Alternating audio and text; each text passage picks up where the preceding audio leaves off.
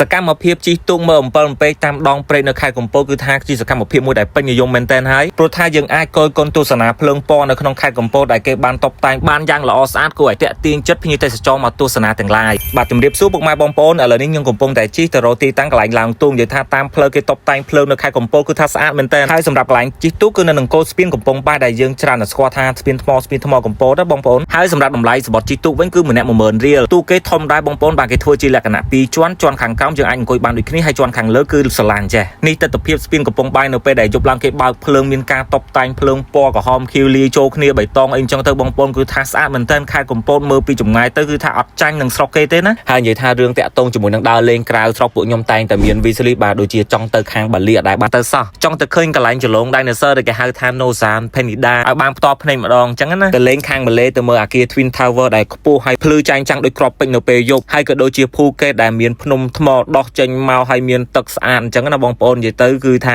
សុទ្ធសឹងតែជាកន្លែងដែលខ្ញុំប៉ងចង់ទៅសង្ឃឹមថាចង់ឆ្នាំហ្នឹងនឹងបានទៅលេងឆាប់ណាមួយខាង Air Asia ឥឡូវគេកំពុងតែមានប្រម៉ូសិនចុះ 20% ទៅលើគ្រប់កៅអីទាំងអស់គ្រប់ flight តែម្ដងហើយហោះត្រង់ចេញពីភ្នំពេញសៀមរាបក្រុងផ្សេងនោះទៅកាកូឡាឡាំពួរបាងកកចាកាតាហុងកុងនិង flight ផ្សេងទៀតដោយធ្វើការកប់ពីថ្ងៃទី10រហូតដល់ថ្ងៃទី16ខែមីនាឆ្នាំ2025ហោះហើរចាប់ពីថ្ងៃទី24ខែមីនារហូតដល់ថ្ងៃទី30ខែវិច្ឆិកាឆ្នាំ2025ចាខ្ញុំតម្លាក់ website ក៏នៅក្នុង comment ខាងក្រោមឲ្យហើយនិយាយពីការជិះទូកនៅតាមដងព្រែកនេះមែនតើយើងក៏អាចជិះពេលល្ងាចបានដែរបងប្អូនបាទពេលល្ងាចយើងអាចជិះមើលថ្ងៃរៀបលេខដ៏ស្រស់ស្អាតនិងទេសភាពភ្នំដងព្រែកឡើងច្បាស់នឹងភ្នែកហើយសម្រាប់ទូកវិញគឺមានច្រើនបងប្អូនងាយស្រួលក្នុងការជ្រើសរើសតែមែនតើបើសិនជាទូកណាមានឃើញភ្ញៀវចិត្តពេញហើយបងប្អូនឡើងទៅគឺយើងឆាប់បានចេញអញ្ចឹងណាឥឡូវនេះទូកចាប់ផ្ដើមចេញហើយនិយាយថាទេសភាពខាងក្រោយខ្នងខ្ញុំនេះបងប្អូនអើយគឺថាស្អាតខ្លាំងមែនតើបាទមកថតរូបមកថតអីហ្នឹងគឺថាត្រូវហើយមានភ្ញៀវជិះច្រើននៅខាងលើហ្នឹងគេមានធ្វើជាតុកតូចទៀបអញ្ចឹងទៅហើយគេមានតំណប់ពូដែលយើងអាចអង្គុយបានណាអញ្ចឹងទៅយើងក៏អាចកំងមកហូបអាហារញ៉ាំនៅខាងលើហ្នឹងបានបាទញ៉ាំបដាមើលគយគុណទេសភាពដងព្រែកបដាពេលដែលគេបើកភ្លើងអញ្ចឹងណាហើយមកដល់កន្លែងផ្លូវអតេភ្លើងនេះនឹងមាន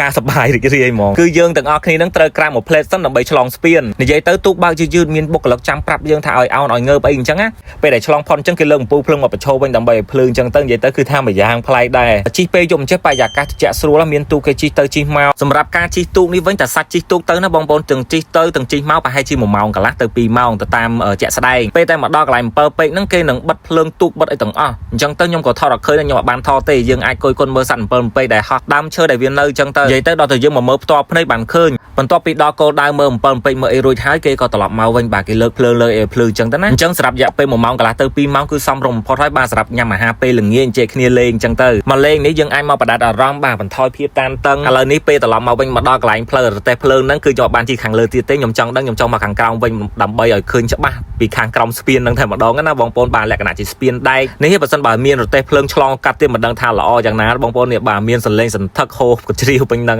ហើយដូចនិយាយចឹងតាក់ទងជាមួយនឹងកម្ពស់ទូកម្ពស់ទឹកជាមួយនឹងស្ពានហ្នឹងគេវ៉ាន់វាស់ជាក់ស្ដែងហើយអស់ហើយបងប្អូនមុននឹងគេចេញទូអញ្ចឹងណាអញ្ចឹងយើងមិនបាច់ភ័យទេថាអូបើក្រោមស្ពានអីទៀតទៅមានបញ្ហាអីណាគ្រាន់តែយើងអោនទៅក្រាបទៅនឹងតុកទៅគឺផុតហើយអញ្ចឹងសម្រាប់ព័ត៌មានលម្អិតក៏ដូចជាទីតាំង Google Map អីចាំខ្ញុំតម្លាក់នៅក្នុង comment ខាងក្រោមឲ្យណាអញ្ចឹងវីដេអូយើងក៏ដល់ទីបញ្ចប់ហើយសង្ឃឹមថាបងប្អូននឹងចូលចិត្តវីដេអូមួយនេះហើយកុំភ្លេចជួយចែករំលែកវីដេអូមួយនេះផងដើម្បីឲ្យមិត្តភ័ក្តិក៏ដូចជាពុកម៉ែដទៃទៀតបានស្គាល់បានឃើញអញ្ចឹងណាពីតំបន់ទេសចរដែលមានសក្តានុពលនៅក្នុងខេត្តកំពតបាទអរគុណជួបគ្នានៅវីដេអូថ្មីទៀតជម្រាបលា